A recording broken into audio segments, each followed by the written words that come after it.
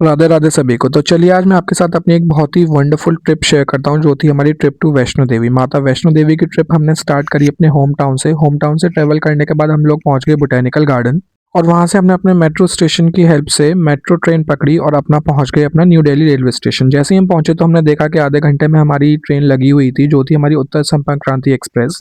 उस ट्रेन में हम चढ़े और ट्रेन में देखा कि अच्छी खासी भीड़ भाड़ थी, वहां पर जनरल टिकट वाले भी लोग थे क्योंकि वीकेंड था उस दिन। तो फाइनली हम फिर अपने माता वैष्णो देवी कटरा धाम पहुंच गए। फिर आप जो ये सीन देख रहे हैं ये सुबह का सीन था। जब हम अपने रूम के बाहर देखा तो हमने देखा कि चारों तरफ बहुत तेज हवाएं चल रही थी, एकदम खिड़कियां बहुत तेज से खड़खड़ाहट कर रही थी। क्यों ऐसा क्यों? क्योंकि वहाँ की जो वेदर कंडीशन थी वो बहुत ख़राब थी। वहाँ पर पूरी तरफ जो आपको ये पहाड़ दिख रहे हैं वो पूरी तरीके से बर्फ़ से भी ढके हुए थे और साथ ही साथ ये बादल भी इनको टच करते हुए जा रहे थे। हम लोगों ने माता वैष्णो देवी से यही प्रे किया कि हमारी टिकट जल्दी से कंफर्म हो जाए।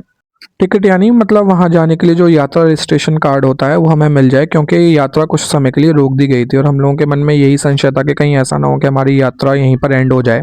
फिर फाइनली क्या हुआ, माता रानी की कृपा से हमारी यात्रा शुरू हुई शाम लगभग 3-4 बजे।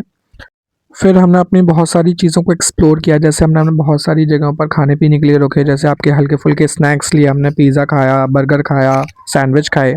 और हमारी इस फैमिली ट्रिप में हमारी बुआ हमारे साथ थी, हमारी चाची हमारे साथ थी। तो इस तरीके से हमने अच्छे से ट्रैवल किया। एक जगह बीकानेर वाला का शॉप पड़ा, काउंटर पड़ा, तो वहाँ पर भी हमने आलू टिक्की खाई, बहुत ही टेस्टी और यम्मी टिक्की थी। और अल्टीमेटली हम अर्धकुंवारी माता रानी के पास पहुंचे, बट हमारे पास टिकट नहीं थी तो हमने अपना प्लान चेंज किया और भवन कटरा की तरफ हमने प्रस्थान किया। वहाँ पर हम जैसे ही थोड़ा ऊपर बढ़े तो हमने देखा कि वहाँ पर बहुत ज़ोर से बर्फबारी हो रही थी, ओले गिर रहे थे बहुत तेज़ तेज़।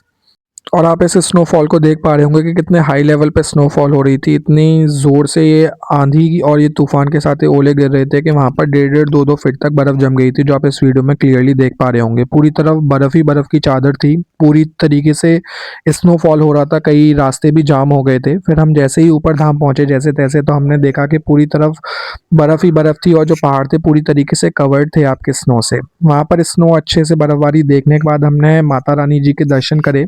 सुबह-सुबह दर्शन हम लोगों को नहाने की तो हिम्मत नहीं हो रही थी, बट हम लोगों ने एक जगह जुगाड़ करके वहाँ पर ₹100 देकर अपना गर्म पानी लिया और गर्म पानी से अच्छे से नहा लिए। फिर माता रानी का आशीर्वाद लेकर दर्शन प्राप्त कर कर हम लोगों ने अपनी चढ़ाई शुरू कर दी भैरव घाटी के लिए। और भैरव घाटी पे तो आप फील कर सकते हैं, इतनी ठंड थी, इतनी बर्फ़ थी वहाँ पर कि चारों तरफ आपको पहाड़ के साथ-साथ ज़मीन पे भी इतनी हाई लेवल की बर्फ़ थी कि वहाँ के जो लोकल पीपल थे उन्होंने कहा था कि आप अपने रिस्क पे जाइएगा, हम आपको कुछ इसमें गाइडेंस नहीं दे सकते, क्योंकि पूरी जगह बर्फ़ ही बर्फ़ थी। कई बार तो ऐसा भी सीन हुआ कि हम लोगों को फिसलने के चांसेस थे, बट हम लोगों ने माता रानी का नाम लेके अपनी चढ़ाई शुरू कर दी। हम लोग जैसे-जैसे ऊपर चढ़ते गए फिर हमने ये एक्सपीरियंस किया कि यहाँ पर इतनी ठंड है तो भैरव घाटी पर और ही ज़्यादा ठंड होगी। वाक़ई में बहुत ज़्यादा ठंड थी उस टाइम पर। हम लोगों ने बहुत सारे मज़े भी लिए इस बीच में। मैंने अपने कज़िन्स के ऊपर बर्फ़ के गोले बनाए, उनके ऊपर बर्फ़ के गोले बहुत ज़ोर-ज़ोर से फेंके और साथ ही साथ हम लोगों ने स्नोमैन भी बनाया था, बट मैं उसका वीडियो क्लिक नहीं कर पाया। उस चीज़ के लिए मैं आपसे सॉरी बोलता हूँ। और फिर फाइनली हम लोगों ने अपना धीरे-धीरे चढ़ाई करते-करते ऊपर भैरव घाटी पर पहुँचे और इतना सुंदर वेदर था, इतना सुंदर वहाँ का पूरा नज़ारा लग रहा था कि मैं आपको उन चीज़ों को शब्दों में बयान नहीं कर सकता। मैंने तो अपने फैमिली वालों से बोल दिया था कि मुझे मनाली वगैरह का सारा फ़ील यहीं पे मिल गया माता रानी की कृपा से। और इसी तरीके से हमने अपनी यात्रा कंप्लीट करी भैरव घाटी तक। भैरव घाटी से फिर हम लोग नीचे भी आए थे। नीचे का तो मैंने ऐसा कोई ख़ास वीडियो शूट नहीं किया, बट आपको मैंने ऊपर तक की जर्नी दिखाई कि कितना अच्छा वेदर था वहाँ पर। और फिर फाइनली क्या हुआ कि हम लोगों का एकदम से प्लान चेंज हुआ। हम लोगों ने अपनी ट्रेन एक दिन के लिए एक्सटेंड करी और हम लोग पहुंच गए अपना शिवखोड़ी, जो मैं आपको नेक्स्ट वीडियो व्लॉग में ज़रूर दिखाऊंगा कि हमने शिवखोड़ी में किस तरीके से ट्रैवल किया, कहाँ-कहाँ हम लोग घूमे वहाँ पर। तो इसी तरीके से आप हमारी इन वीडियो को देखते रहिए। जय श्री राधे, राधे राधे।